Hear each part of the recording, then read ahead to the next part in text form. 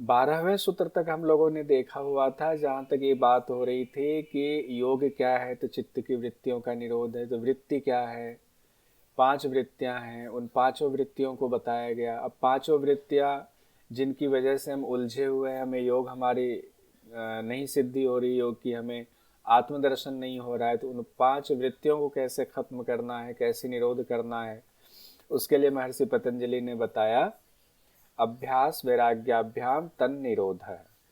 तो पिछली क्लास जब आप जोड़ेंगे ना, आपको लगेगा एक सूत्र दूसरे सूत्र से कनेक्टेड है। कितना सुंदर ऊपर से बताया गया है। कहते हैं अनुशासन से शुरुआत करो, चित्त की वृत्तियों का निरोध ही योग है। निरोध से क्या होगा, तदा दृष्टि स्वरूपे वस्थानम। अब यहां तक बात कह दी गई, फिर आती वृत्ति क्या है।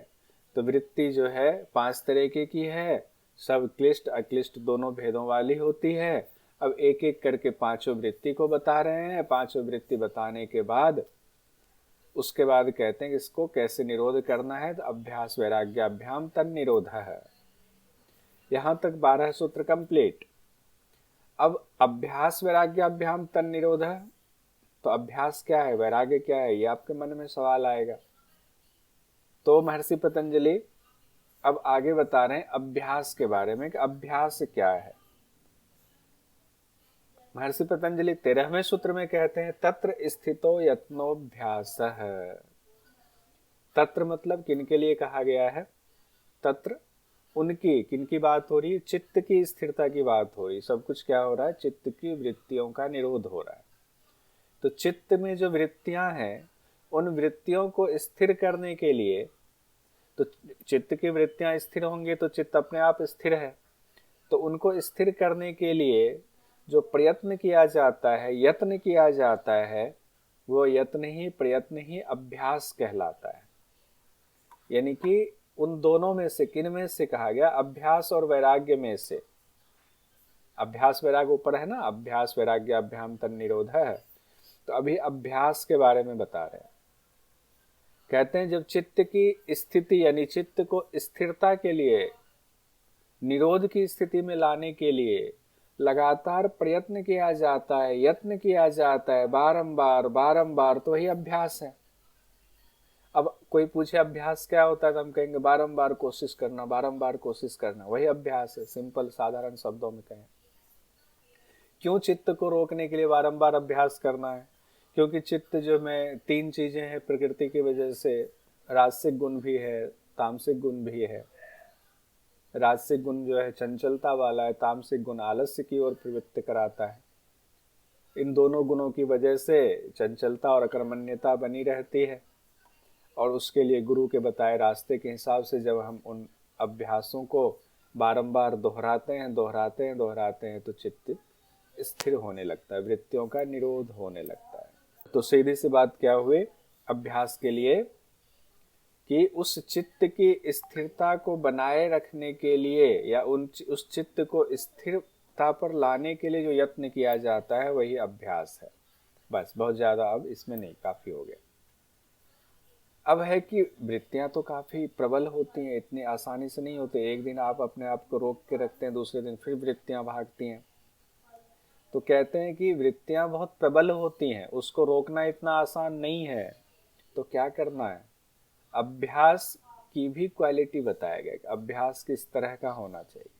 एक तो यत्न करेंगे तो उसको अभ्यास कहा गया, लेकिन अभ्यास कैसे कंटिन्यूटी में बना रहे, कैसे अभ्यास की में क्या क्या हमें जो है उसमें गुण होने चाहिए, कैरेक्टरिस्टिक्स होने चाहिए, कि वो अभ्यास हमें योग की प्राप्ति करा दे। तो महर्षि पतंजलि 14वें सूत्र में कहते हैं सतु दीर्घ काल नैरंतर्य सत्कारा सेवितो दृढ़ भूमि ही।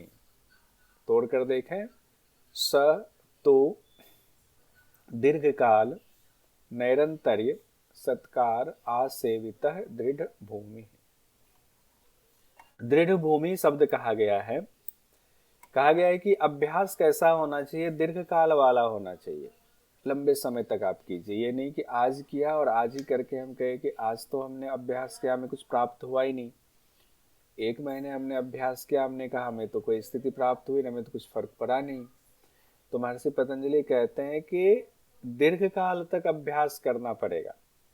किसके लिए? चित्त की स्थिरता को पाने के लिए, निरोध करने के लिए। और दीर्घ काल भी कैसा, उसकी भी क्या क्वालिटी होनी चाहिए? निरंतरता, नैरंतर्य, विदाउट ब्रेक। ये नहीं कि आज हमने किया, ब्रेक लिया 10 दिन का, फिर हमने किया, वो निरंतरता नहीं होगी। आप कहेंगे 10 साल से मैं सूर्य नमस्कार का अभ्यास कर रहा हूँ, कुछ खास फर्क नहीं पड़ा है। कैसे कर रहे हैं? 1 महीने करते हैं, 2 महीने नहीं करते, तो वो क्या हुआ? ब्रेक हुआ। ब्रेक के बिना आपने अभ्यास करना, एक तो लंबे समय तक विदाउट ब्रेक, यानी कि निरंतरता के साथ अभ्यास करना है। और तीसरी क्वालिटी क्या होनी चाहिए? सत्कार। उसके बाद कहा गया आसेवित, यानी आदर पूर्वक होना। जिस अभ्यास को आप कर रहे हैं वो अभ्यास गुरु के द्वारा बताया गया मार्ग है, उसके प्रति जैसे गुरु के प्रति श्रद्धा है, तो गुरु के बताए मार्ग में उस अभ्यास में भी हमारी श्रद्धा होना चाहिए, तब हम उस अभ्यास को करें, उसका सेवन करें। तब क्या होता है? दृढ़ भूमि, हमारी जो अवस्था है वो दृढ़ होती है, अभ्यास दृढ़ होता है। ये जो शब्द आया हुआ है दृढ़ भूमि ही, ये भूमि के लिए आया हुआ है, उसकी चर्चा भी है, उससे भी क्वेश्चन पूछा जाता है। हालांकि यहाँ व्याख्या में तो सब लोग कहते हैं कि चित्त की वृत्तियों का निरोध दृढ़ भूमि वाला हो जाता है जब दीर्घकाल निरंतर सत्कार आसेवित इन क्वालिटीज के साथ हम करते हैं। लेकिन किसी भी मतलब पातंजल योग दर्शन में भूमि के बारे में नहीं बताया गया, लेकिन व्याख्याकारों ने भूमि के बारे में बताया है। क्योंकि सूत्र है, सूत्र में इतना डिटेल तो होता नहीं, छोटी बातें होती है, उसमें बहुत सारी चीजें भरी होती है, तो व्याख्याकारों की जिम्मेदारी होती है कि उसको बड़ा करके बताए।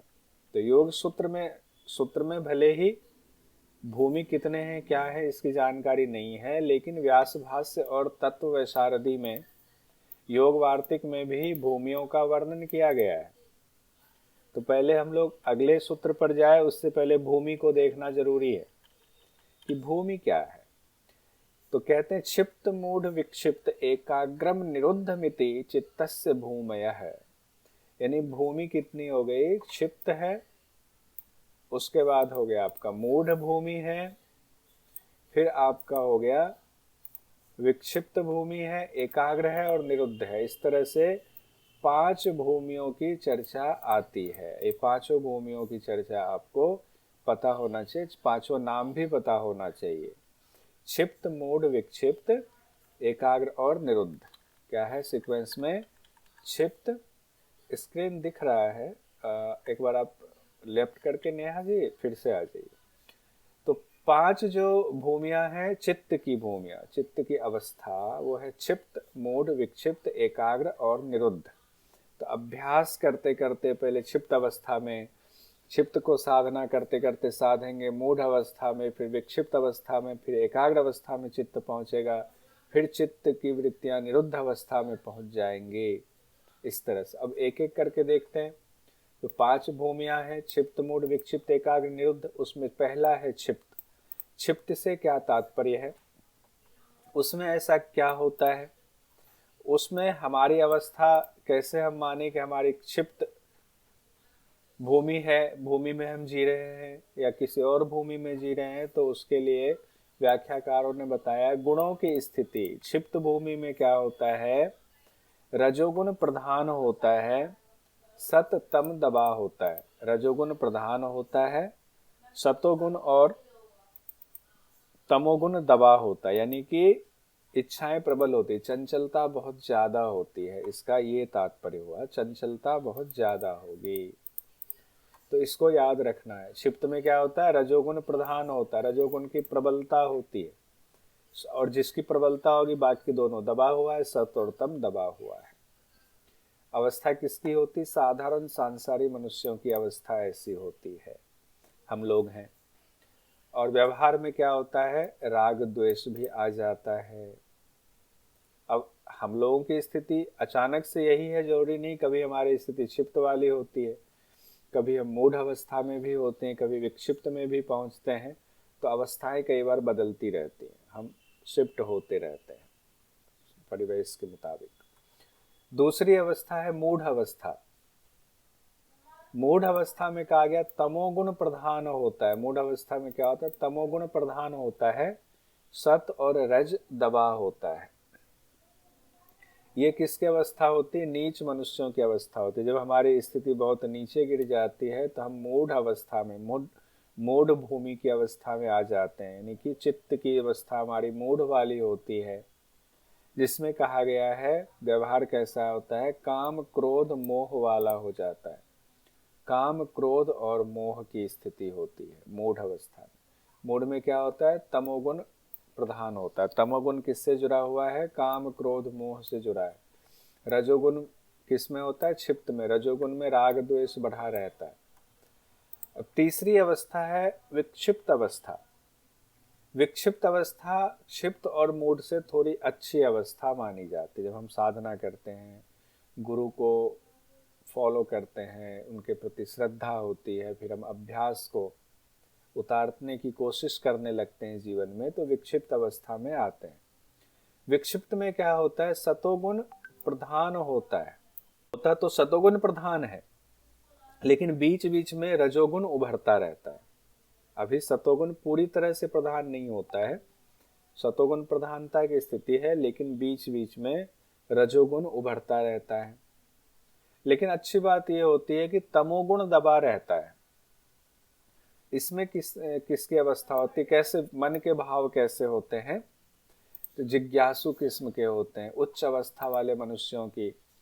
जो बाकी लोग जो मार काट गाली गलौज बेईमानी में जुटे पड़े हैं, उनसे अवस्था थोड़ी अच्छी होगी। जिज्ञासु वाली अवस्था होगी कि हम उस तत्व को, आत्म तत्व को, भगवान के तत्व को हम जानने की कोशिश करते हैं, उसके प्रति जिज्ञासा होती है, उसको पाने के लिए हम अभ्यास कर रहे होते हैं।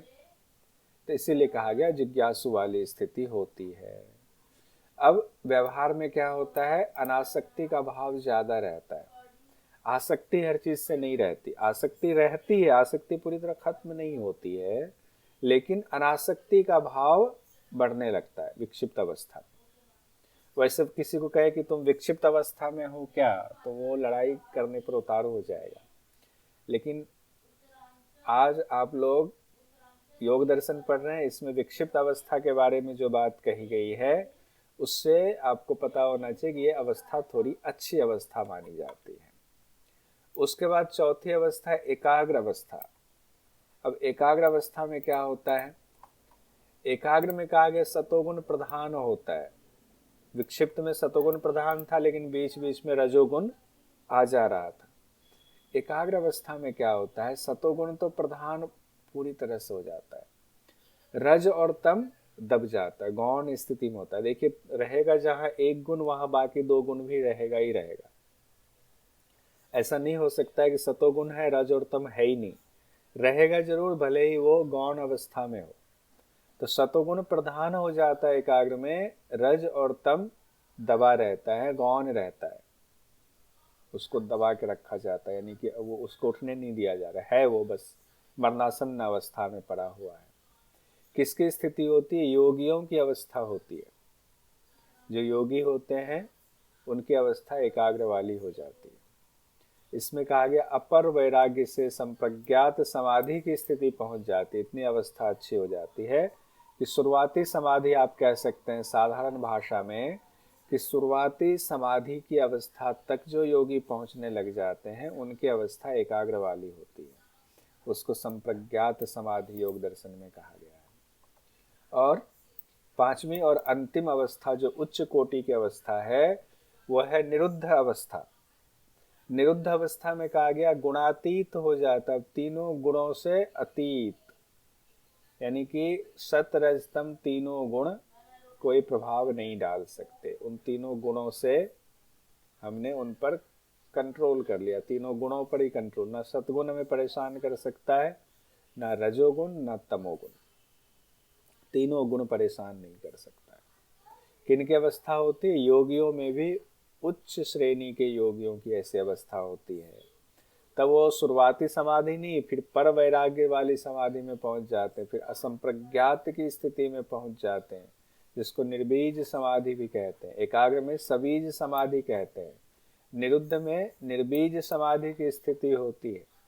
तो इसको अच्छे से याद कीजिएगा, चार्ट खुद से बनाएंगे तो हो जाएगा, कोई बहुत बड़ी बात नहीं है। क्षिप्त, मूढ़, विक्षिप्त, एकाग्र और निरुद्ध किसमें रजोगुण प्रधान है, किसमें तमोगुण प्रधान है, किसमें सतोगुण प्रधान है, ये आपको टेबल बना करके खुद से याद करना है। ग्रुप डिस्कशन वाले में, ग्रुप डिस्कशन में ध्यान रखिएगा कि एक ही आदमी सिर्फ बोले ना हो, सब लोगों को मौका देना है, सबको मौका दीजिए। देखिए क्वेश्चन आया हुआ था जून 2024 में, हालांकि पेपर कैंसिल हो गया। इनमें से कौन सी चित्त की अवस्था सर्वोत्कृष्ट मानव चेतना का द्योतक है? वो क्वेश्चन किसी भी तरीके से पूछा जा सकता है। मानव चेतना का द्योतक है उच्च अवस्था में, तो क्षिप्त, विक्षिप्त, निरुद्ध और एकाग्र लिखा हुआ है। कौन सा होगा सबसे उच्च अवस्था? चौथा हो, तीसरा वाला होगा, निरुद्ध वाला। मेघा जी चौथा नहीं, तीसरा निरुद्ध अवस्था। निरुद्ध एकदम उच्च कोटि की अवस्था है ना। चित्त भूमि में सबसे उत्कृष्ट अवस्था को निरुद्धावस्था कहा गया है। एक क्वेश्चन और पूछा गया, योग सूत्र के अनुसार अभ्यास की सिद्धि के लिए निम्नलिखित में से कौन से आवश्यक हैं? भक्ति, दीर्घकाल, निरंतरता, स्वाध्याय। दीर्घकाल आणि निरंतरता। हाँ,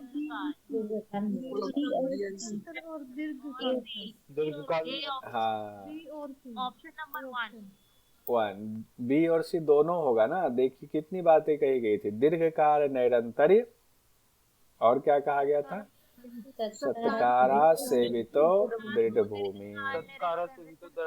हाँ, तो 3 चीजें आती है ना, लेकिन यहाँ क्या है कि क्वेश्चन में 4 में से 2 ही चीज मैच कर रहा है। दीर्घकाल, निरंतरता ही मैच कर रहा है, दीर्घकाल, निरंतर्य। तो बी और सी। अभी किन्होंने अभी कहा कि दीर्घकाल, तो पूरा क्वेश्चन, कभी भी आधा क्वेश्चन पढ़ के जवाब मत दीजिए, उससे गड़बड़ होने के चांसेस होंगे, एग्जाम में दिक्कत हो जाएगी। पूरा एक बार पूरा पढ़ लीजिए, नीचे तक भी देख लीजिए, तो क्वेश्चन बिल्कुल सटीक आएगा, कोई योग दर्शन से क्वेश्चन छूटेगा नहीं।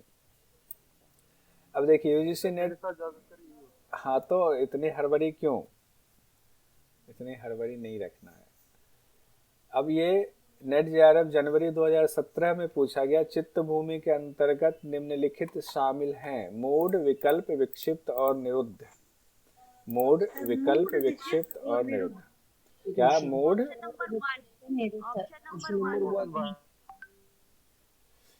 विकल्प क्या है? विकल्प क्या है पहले ये बताइए, विकल्प क्या है? चित्त की वृत्ति है, वृत्ति है भूमि। हाँ बिल्कुल सही। और यहाँ चित्त भूमि पूछा जा रहा है, चित्त भूमि यहाँ 3 ही है, मूढ़, विक्षिप्त और निरुद्ध। 1 3 4, पहला वाला ऑप्शन सही है। देखिए क्वेश्चन, इससे कितने क्वेश्चन पूछे गए? देखिए नवंबर 2017 में भी पूछा गया, चित्त के निम्नलिखित चरणों को उचित क्रम में व्यवस्थित करें। सब पीवाईक्यू आपके सामने ला रहा हूं। अब इसको उचित क्रम में, सीक्वेंस में रखना।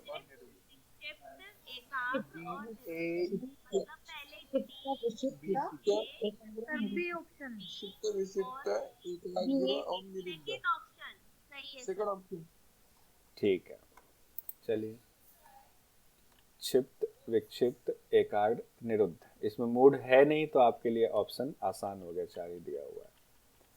ये क्वेश्चन पूछा गया जून 2023 में, चित्त की निम्नलिखित में से किस दशा में मनः शक्तियां इंद्रियों के द्वारा सभी दिशाओं में प्रवाहित होती है? सभी दिशाओं में प्रवाहित हो रही है। देखिए इसमें कहने का तात्पर्य है, रजोगुण होने के कारण इंद्रियां विषयों में संलिप्त रहती है। हाँ राधे श्याम जी, बहुत बढ़िया। रजोगुण होने के कारण, तो रजोगुण किसमें प्रधान है, कौन सी अवस्था में? क्षिप्त में। क्षिप्त में, क्षिप्त अवस्था में रजोगुण प्रधान है, इसीलिए दूसरा आंसर इसका सही होगा, क्षिप्त वाला। बहुत सुंदर। राधे श्याम जी का भी नेट क्वालिफाई हुआ है, असिस्टेंट प्रोफेसर। राधे श्याम जी को बहुत बहुत बधाई। बुलाएंगे आप लोगों को, ऐसा करेंगे संडे को रख लेंगे प्रोग्राम, जब आप लोग कह रहे हैं तो संडे को शारदा जी को भी बुला लेंगे, JRF हुआ है उनका।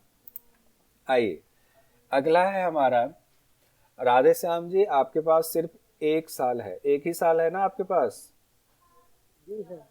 निकालना है JRF आपने, JRF के लिए 1 ही साल है।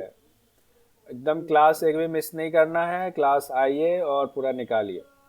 आइए 15वें नंबर का है सूत्र। अब अभ्यास हमने देख लिया, अभ्यास की क्वालिटी देख ली, उसमें दृढ़ भूमि की चर्चा आई थी, भूमि को भी हम लोगों ने देख लिया। अभ्यास वैराग्याभ्याम तन्निरोधः में अब वैराग्य के बारे में देखेंगे। अभ्यास के बाद वैराग्य क्या होता है, अभ्यास तो कर रहे हैं। महर्षि पतंजलि कहते हैं 15वें सूत्र में, दृष्टानुश्रविक विषय वितृष्णस्य वशीकार संज्ञा वैराग्यम। क्या कह रहे हैं, तोड़ के इसको देखते हैं। दृष्ट आनुश्रविक विषय वितृष्णस्य वशीकार संज्ञा वैराग्यम। दृष्ट मतलब क्या होता है, देखे गए। आनुश्रविक, हाँ आनुश्रविक क्या होता है, सुने गए। तो देखे गए और सुने गए विषय, जो विषय दिख रहा है, जो हमने सुना हुआ है, जिसको देखा नहीं जिसके बारे में सुना हुआ है, उसके प्रति वितृष्णस्य, एक तृष्णा होती है, एक होता है वितृष्णस्य। तृष्णा का मतलब होता है किसी चीज को पाने की इच्छा करना, तृष्णा हुआ कि वो चीज हमें चाहिए, और वितृष्णा हुआ जिसमें पाने की इच्छा ही खत्म हो गई है। तो ऐसी चीजें जो देखी हुई है, सुनी हुई है, ऐसे विषय को पाने की इच्छा खत्म हो गई है, उसी को वशीकार संज्ञा वैराग्यम कहा गया है।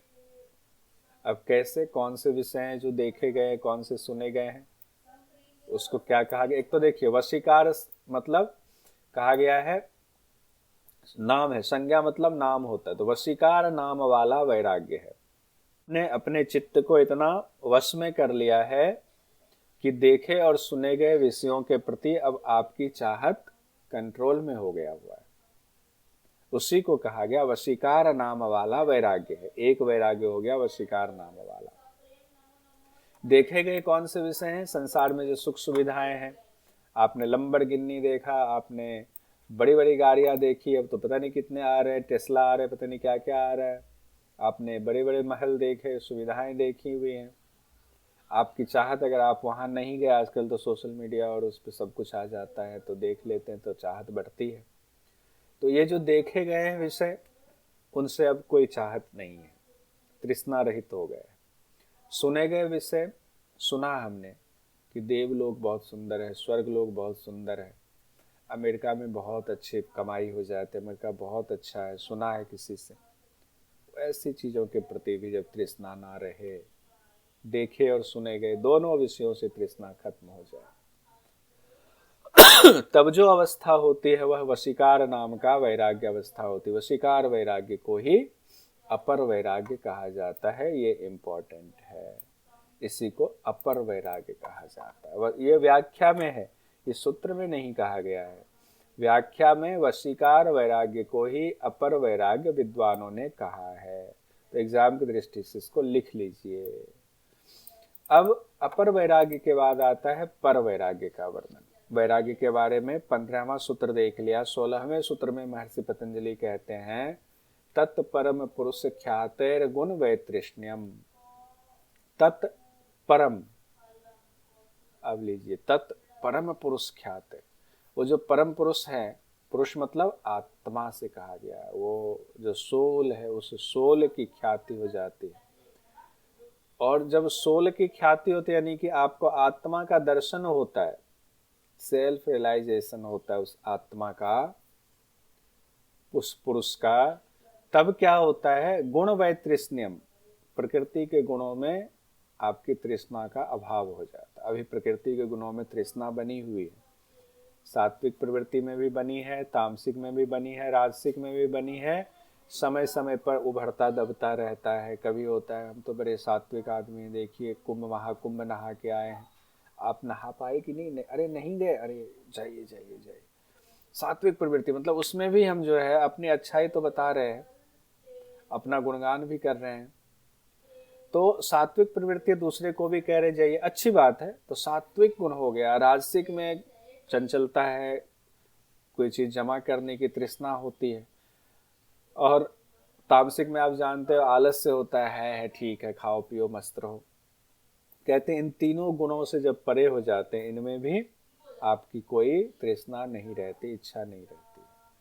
तो वो कब होता है? जब पुरुष का ज्ञान होता है, जब पुरुष ख्याति होती है, तब गुणों से तृष्णा का अभाव हो जाता है। तो सीधा सीधा कहे, यानी जब आत्मा का ज्ञान होता है तो प्रकृति की जो तीनों गुण हैं सतरजतम, उससे भी तृष्णा खत्म हो जाता है। सतरजतम से तृष्णा खत्म होने का मतलब अलग अलग अवस्थाओं में तृष्णा का खत्म हो जाना। इसको क्या कहा गया है? इसको कहा गया पर वैराग्य। अब हम लोगों ने अपर वैराग्य यानी वशीकार वैराग्य और पर वैराग्य देख लिया। अब सवाल है कि दो जो वैराग्य है उसमें उच्च अवस्था किसको माना जाए, निम्न अवस्था किसको माना जाए? यानी वैराग्य की दो अवस्था हो गई, एक तो हो गया अपर वैराग्य, एक हो गया पर वैराग्य। अपर वैराग्य को ही कहा गया वशीकार वैराग्य। अपर वैराग्य किसको कहा गया? वशीकार को। तो इसमें देखिए, जो छोटा है वो बड़ा है, जो छोटा है वो बड़ा है। बस एक निमोनिक दिमाग में सेट कीजिए। मतलब जो पर वैराग्य है वो ऊंची अवस्था है। पर वैराग्य शब्द छोटा है तो अवस्था ये ऊंची है। अपर वैराग्य शब्द बड़ा है तो अवस्था ये छोटी है। यानी प्रथम अवस्था अपर वैराग्य की होगी, उसके बाद अभ्यास करते करते आपको उच्च अवस्था यानी वैराग्य की प्राप्ति होगी। अलग तरीके से देख सकते हैं, जैसे मंदिर होता है ना, मंदिर ऊपर ऐसे होता है ना कोण बना हुआ, तो नीचे आधार बड़ा होता है, ऊपर बढ़ते जाए तो आधार छोटा हो जाता है। लेकिन ऊंची अवस्था कौन हुई? छोटे आधार वाले की हुई। ऐसे भी कर सकते हैं। हर क्लास में मैं ये कहता हूँ कि छोटा भाई बड़ा होता है। क्यों? क्योंकि बड़े भाई कंधे पे बैठ गया तो उसकी हाइट और बढ़ गई। मेला घूमने गया, बड़े भाई की पीठ पे बैठ गया। तो जैसे भी आपको याद हो, याद करना है। ये मत सोचिएगा अपर वैराग्य है तो अपर वैराग्य उच्च अवस्था है, नहीं, पर वैराग्य उच्च अवस्था है। अपर वैराग्य क्या पढ़ा हम लोगों ने? यानी वशीकार वैराग्य, देखे और सुने गए विषयों में भी जब हमारा कोई इच्छा ही ना हो तब उसको अपर वैराग्य कहा गया, उसी को वशीकार संज्ञा वैराग्यम कहा गया। और पर वैराग्य कहा गया जब पुरुष की ख्याति होती है, यानी पुरुष आपका आत्मज्ञान होता है, तो प्रकृति के तीनों गुणों से यानी सतरज तम से भी तृष्णा का अभाव हो जाता है। इसी को पर वैराग्य कहा गया है। तो ये अच्छे से समझ में आ गया होगा दोनों चार्ट के हिसाब से। अब देखिए क्वेश्चन आया, क्वेश्चन पूछा गया यूजीसी नेट जेआरएफ नवंबर 2017 में, अपर वैराग्य का परिणाम है। अब देखिए संप्रज्ञात समाधि, यहाँ तो हमने ये देख बताया ही नहीं। अपर वैराग्य यानी देखिए समाधि भी दो कहा गया ना, संप्रज्ञात और असंप्रज्ञात समाधि। संप्रज्ञात शुरुआती समाधि है जिसको सबीज समाधि कहा जाता है। असंप्रज्ञात निर्बीज समाधि है, वो उच्च अवस्था की समाधि। तो अपर वैराग्य संप्रज्ञात, अपर वैराग्य करने से संप्रज्ञात समाधि की प्राप्ति होती है और पर वैराग्य का साधन करने से असंप्रज्ञात अवस्था की प्राप्ति होती है। तो यहाँ क्वेश्चन में पूछा गया अपर वैराग्य का परिणाम है, अपर वैराग्य का परिणाम हो गया संप्रज्ञात समाधि। यानी अपर वैराग्य करने से क्या होगा? संप्रज्ञात समाधि की प्राप्ति होगी। एक क्वेश्चन और पूछा गया जुलाई 2018 में, दृष्टानुश्रविक विषय वितृष्णा किसका विशेष गुण है? वशीकार वैराग्य का, पर वैराग्य का, वशीकार वैराग्य का। इसी को अपर वैराग्य भी कहा जाता है, वशीकार वैराग्य का। दृष्टानुश्रविक विषय वितृष्णस्य वशीकार संज्ञा वैराग्यम। एक क्वेश्चन देखिए दिसंबर 2019 में पूछा गया, पातंजल योग सूत्रानुसार प्रकृति के गुणों में सर्वथा या तृष्णा के अभाव की स्थिति है। प्रकृति के गुणों में पर वैराग्य होगा। किन्हीं को भी कंफ्यूजन हो तो एनरेज कीजिएगा, क्योंकि देखिए यहाँ शर्माना नहीं है। यहाँ पर ये नहीं सोचना कि सामने वाले ने जवाब दे दिया, मैं नहीं दे पा रहा हूँ, नहीं समझ पाया। चुप चुप रहने से आपका नुकसान होगा। या कोई किसी को नहीं जानता है। कोई मुंबई में बैठे हुए आप में से, कोई पता नहीं नागपुर में बैठे, कोई पुणे में बैठे, कोई भोपाल में बैठे, कोई राजस्थान के किसी शहर में बैठे हुए अभी ऑनलाइन आप लोग हैं। देश भर से बच्चे बैठे हुए हैं। तो घबराना क्यों? आप पूछो, हैंडरेज कर दो कि नहीं समझ में आया क्वेश्चन। हाँ देखिए एक हैंडरेज हुआ है। हाँ दिव्या जी बताइए, कोई दिक्कत नहीं, अभी कर लेंगे तो बाद में पछताएंगे। दिव्या जी बताइए। सर ये कंफ्यूजन बहुत हो रहा है मुझे पर वैराग्य और अपर वैराग्य में। हाँ ये कंफ्यूजन हो रहा है, एक बार क्वेश्चन करके फिर से उस पर आते हैं। कल भी आपने पूछा था, ऐसे पूछिए दिव्या जी, ठीक है, ताकि क्लियर, यहाँ कंफ्यूजन क्लियर करें, एग्जाम में कंफ्यूजन नहीं होनी चाहिए। यहाँ होगा तो क्लियर, एग्जाम में किससे पूछेंगे, किसी से नहीं। तो पातंजल योग सूत्रानुसार प्रकृति के गुणों में सर्वथा तृष्णा के अभाव की स्थिति हम लोगों ने पढ़ा पर वैराग्य में। एक बार और आएंगे, लेकिन ये क्वेश्चन भी देख लीजिए। 2020 में ये क्वेश्चन पूछा गया। महर्षि पतंजलि के अनुसार किसके ज्ञान से प्रकृति के गुणों में तृष्णा का अभाव हो जाता है? किसके ज्ञान से? पुरुष के ज्ञान से प्रकृति के गुणों में तृष्णा। तो पहला होगा पुरुष के ज्ञान से। पुरुष ख्याते कहा गया है ना। अब हाँ, अब देखिए, अभी आएंगे दोबारा उस पर। अब देखिए क्वेश्चन पूछा गया नवंबर 2021 में। सोचिए कितने क्वेश्चन पूछे जा रहे हैं। पातंजल योग सूत्र के अनुसार पुरुष ख्याति संबंधित है, पुरुष ख्याति संप्रज्ञात पर वैराग्य से। अब देखते कोई और क्वेश्चन है या हम दोबारा। हाँ एक और क्वेश्चन नवंबर 2021 में पूछा गया। पातंजल योग सूत्र के अनुसार पर वैराग्य के लक्षण हैं दृष्ट विषयों से उपरति, आनुश्रविक विषयों से विरक्ति, विवेक ख्याति, पुरुष ख्याति, गुणों में तृष्णा का अभाव। 2 आंसर इसमें से सही होगा, कोट में है। बताइए तो कोई। गुणों में गुणों में तृष्णा का भाव।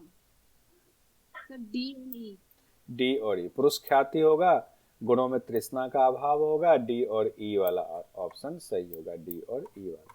हाँ आरजू जी बताइए, फिर आगे बढ़ते हैं। सर ये पिछला क्वेश्चन था कि मतलब कि पुरुष ज्ञान का काम वर्णन किया गया, कुछ ऐसा ही। उसमें सर एक असंप्रज्ञात का भी ऑप्शन था, तो अगर पर वैराग्य को असंप्रज्ञात बोल सकते हैं तो सर उसमें ये आंसर नहीं आ सकता। पर वैराग्य को असंप्रज्ञात नहीं बोला गया, पर वैराग्य से असंप्रज्ञात की स्थिति प्राप्त होती है। ठीक है, ये ध्यान रखिए। पर वैराग्य असंप्रज्ञात का साधन है, यानी असंप्रज्ञात तक पहुंचने के लिए पर वैराग्य बैलगाड़ी है, ऐसे समझ लीजिए। असंप्रज्ञात लक्ष्य है, पर वैराग्य रूपी रास्ते से या पर वैराग्य रूपी गाड़ी से आप असंप्रज्ञात तक पहुंचते हैं, और अपर वैराग्य रूपी गाड़ी से आप संप्रज्ञात तक पहुंचते हैं। ठीक है। अब यहां पर जब पर वैराग्य दिया ही हुआ है तो असंप्रज्ञात क्यों लाएं। अब आते हैं दिव्या जी ने जो पूछा कि इसमें कंफ्यूजन होती है कंफ्यूजन, बिल्कुल होती है। मुझे भी हुआ था जब शुरुआत में हम पढ़ते थे, पहली बार पढ़ाता था, आपको भी हुआ, कोई बात नहीं। देखिए वैराग्य शब्द है, वैराग्य हमने कहा 2 प्रकार का होता है, इसमें तो कोई कंफ्यूजन नहीं है। पहले ये बताइए दिव्या जी, एक एक करके स्टेप बाय स्टेप बढ़ते हैं और अभी क्लियर करते हैं। अभी कभी हमें इसके लिए अलग से नहीं चाहिए टाइम। वैराग्य 2 प्रकार का कहा गया है ना, अपर वैराग्य पर वैराग्य, इसमें कोई कंफ्यूजन ठीक है। अपर वैराग्य तो व्याख्या में कहा गया, बेसिकली इसका नाम है वशीकार वैराग्य सूत्र के मुताबिक। ठीक है, यहां तक इसमें कंफ्यूजन ठीक है। अब देखिए इस दोनों में इसमें कहा यह जा रहा है वैराग्य क्या है।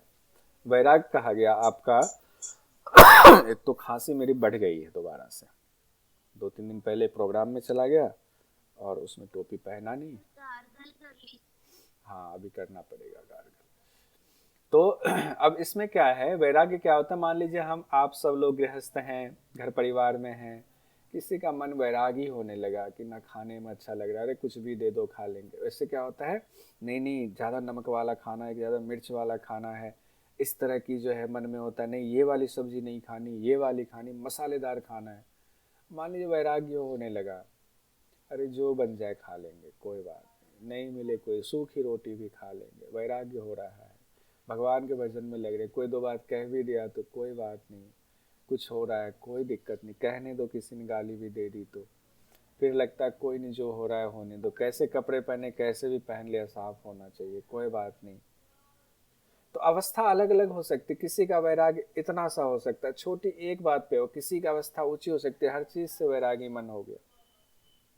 तो इसका मतलब अवस्था दो हुई ना उसमें, तो उसको दो अवस्था में बांटा गया है, एक अपर वैराग एक पर वैराग। तो अपर वैराग वो हुआ जो शुरुआती अवस्था आएगी, उसके लिए कहा गया है सूत्र में दृष्टानुश्रविक विषय वितृष्णस्य वशीकार संज्ञा वैराग्यम, यानी कि देखे और सुने गए विषयों से जब आपका तृष्णा खत्म हो गया, यानी शुरुआत वाला, देखा है शाही पनीर, नहीं खाने की इच्छा, कोई भी कुछ भी बन जाए, है तो है शाही पनीर है, सुना है कि कुछ होता है डिमसिम, कुछ होता है खाने में डिमसिम जैसा, सुना है वो, अरे सुना है तो सुना है, छोड़ो, घर में बना, मम्मी ने जो बना दिया, जो हमने बना लिया, बहुत बढ़िया है। तो देखे और सुने गए विषयों में जब चाहत खत्म हो जाए तो उसको वशीकार संज्ञा वैराग्यम कहते हैं, वशीकार वैराग्य, उसी को अपर वैराग्य कहते हैं। और उससे ऊंची अवस्था वैराग करते करते क्या हुआ, आत्मा का दर्शन हो गया। जब आत्मा का दर्शन हुआ तो प्रकृति और पुरुष का भेद साफ साफ पता चल गया। आत्मा का दर्शन हुआ नहीं तब क्या होगा, प्रकृति से हमारा संबंध, उसके प्रति आसक्ति खत्म हो जाएगी। और प्रकृति क्या है, 3 गुणों से बनी हुई प्रकृति है, 17 स्तंभ, प्रकृति की शुरुआत ही 17 स्तंभ से होती है। तो आत्मा का दर्शन हुआ तो उस 17 स्तंभ से जितनी चीजें उत्पन्न हो रही है उन सब के प्रति आसक्ति खत्म हो जाएगी। ये उच्च अवस्था, इसको पर वैराग्य कहा गया। उसके लिए सूत्र दिया गया, 16वां सूत्र है, पुरुष ख्यातैर गुण वैतृष्णस्य, यानी पुरुष की ख्याति हुई तो प्रकृति के जो 3 गुण हैं, 3 गुण का मतलब पूरी प्रकृति से ही तृष्णा हो गया, का अभाव हो गया आपका, ये कहा गया है अपर और पर वैराग्य में। उसके बाद व्याख्याकारों का कहना है अपर वैराग्य जो है शुरुआती जो समाधि होती है, इसको संप्रज्ञात कहते हैं, उसकी प्राप्ति होती है, और ऊंची अवस्था में पहुंच गए तो असंप्रज्ञात समाधि की प्राप्ति होगी। ठीक है। अब जो है ये समझ में अब आया कि नहीं, ये बताइए पहले तो दिव्या जी, उसके बाद फिर आ गया ना, ठीक है। हाँ, नोट्स की बात। तृष्णा का मतलब क्या होता है? तृष्णा का मतलब होता है किसी चीज को पाने की इच्छा। ठीक है, जैसे कि मान लीजिए आपको अभी तृष्णा होती है ना, यूजीसी नेट में भी जेआरएफ है, असिस्टेंट प्रोफेसर है, पीएचडी है, जिनकी एज जेआरएफ की है वो सोच रहे हैं जेआरएफ की तृष्णा होती है, पाना ही है, पाना ही नहीं हुआ तो बड़ी दुखी हो जाते हैं, बस 2 नंबर से जेआरएफ रह गया, बड़ी दिक्कत हो रही, बड़ी दुख हो रहा है। या कोई वस्तु है जिसको पाने के लिए आप कोशिश कर रहे हैं, नौकरी मिल जाती, गाड़ी हो जाता, बंगला हो जाता, पैसा हो जाता, अच्छा ड्रेस होता, कुछ किसी भी चीज को पाने की जो तीव्र इच्छा होती, तृष्णा कहते हैं। ठीक है प्रतिमा जी, तो तृष्णा तक भी हमारा हो गया। इसको भी संप्रज्ञात समाधि के भेद, इसको भी। अब देखिए एक सूत्र दूसरे से कैसे जुड़ा हुआ है। अभ्यास वैराग्याभ्याम तन्निरोध तक हम लोगों ने देखा था कि चित्त की 5 वृत्तियां हैं, उसको खत्म करने के लिए अभ्यास वैराग्य बताया गया। अब अभ्यास आपको बता दिया गया, वैराग्य आपको बता दिया गया, एकदम दिमाग में बैठाइए। अभ्यास कौन कौन से सूत्र में बताया गया था, 13वें और 14वें सूत्र में, समाधिपाद के 13वें 14वें सूत्र में। एकदम ध्यान से, इतना ध्यान से पढ़िए कि पूरा दिमाग में छप जाए एकदम स्टंप की तरह। और उसके बाद वैराग्य कौन कौन से सूत्र में बताया गया, 15वें 16वें सूत्र में बताया गया। 15वें में अपर वैराग्य, 16वें में पर वैराग्य बताया गया। ये समाधिपाद में वहां तक कंप्लीट हुआ। अब बताया जा रहा है उससे आगे साधन जो कर रहे हैं अभ्यास वैराग्य, तो प्राप्ति क्या होगी, कहा गया संप्रज्ञात की प्राप्ति होगी, समाधि की प्राप्ति होगी। समाधि में पहले किसकी चर्चा होगी, पहले शुरुआती समाधि, पहले संप्रज्ञात समाधि, फिर असंप्रज्ञात समाधि पर भी आएंगे। पहले संप्रज्ञात समाधि, इससे बहुत सब क्वेश्चन इससे भी आते हैं। कहा गया वितर्क विचार आनंद स्मिता रूपानुगमात संप्रज्ञात है। वितर्क विचार आनंद अस्मिता रूपानुगमात संप्रज्ञात है, ये संप्रज्ञात समाधि के अलग अलग रूप हैं। कौन से, वितर्क विचार आनंद अस्मिता, यानी संप्रज्ञात समाधि के कितने भेद हुए, कितने रूप हो गए? 4 रूप हो गए। इसमें कोई दिक्कत तो नहीं? 4 रूप। कहीं भी पूछा जाए संप्रज्ञात समाधि के कितने रूप, कितने भेद, आप खटाक से कहना वितर्क विचार आनंद स्मिता रूपानुगमात संप्रज्ञात है। 4 वितर्क विचार आनंद स्मिता, मनी मन 10 बार बोल लीजिए। वितर्क विचार आनंद स्मिता सीक्वेंस में याद होना चाहिए। इसका भी सीक्वेंस पूछा जा सकता है, ऐसा नहीं कि मैं 4 तो कैसे भी याद कर करके कर बोल दिया, नहीं। वितर्क विचार आनंद स्मिता, वितर्क विचार आनंद स्मिता, आंख बंद कीजिए, वितर्क विचार आनंद स्मिता, वितर्क विचार आनंद स्मिता बोल जाइए। इसका मतलब है कि संप्रज्ञात जिसको हम शुरुआती समाधि कह रहे हैं उसमें भी 4 स्तर है।